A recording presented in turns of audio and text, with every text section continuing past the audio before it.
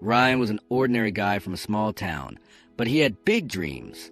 After graduating from high school, everyone told him, if you want to be something, you need to use your time wisely. But Ryan believed he still had time. I deserve to relax a bit. I'll figure things out later. That mindset slowly took time away from him, and he started spending most of his day on gaming and social media. He kept telling himself, I'll fix everything from tomorrow. Right now, I just want to enjoy life. But one day, Ryan checked his phone's screen time. 11 hours spent doing nothing productive. He looked around at his friends, busy, working, chasing goals. And suddenly he thought, am I wasting my life on things that don't even matter?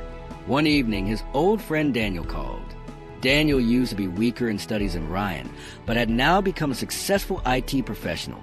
He asked, have you ever asked yourself which direction your life is going in? Ryan replied, I think I've got time.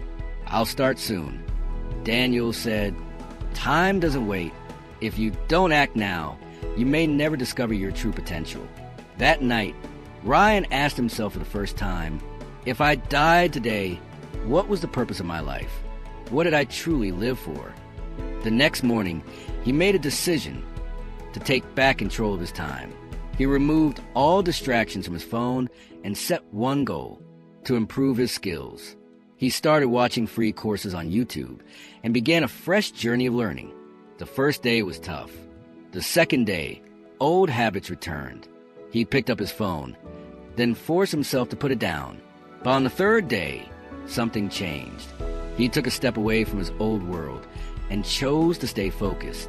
A week later, he landed his first freelance project, a small 500 Indian rupees design task. But to him, it was everything. This is just the beginning, he thought. Slowly, his projects grew. After 1 month, he earned 5,000 Indian rupees. After 3 months, a client offered him a project worth 25,000 Indian rupees. That day, Ryan realized, I don't need to live through others' expectations. I've finally learned to live for myself.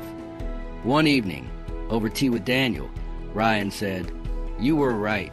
Learning to value time was the biggest decision of my life. Daniel smiled and replied, understanding the worth of your time, that's where real success begins. And from that day forward, Ryan made a new promise to himself. The purpose of life now is to use each day wisely, so one day I can finally live a life I've always dreamed of. Final question. What kind of time are you making a part of your life?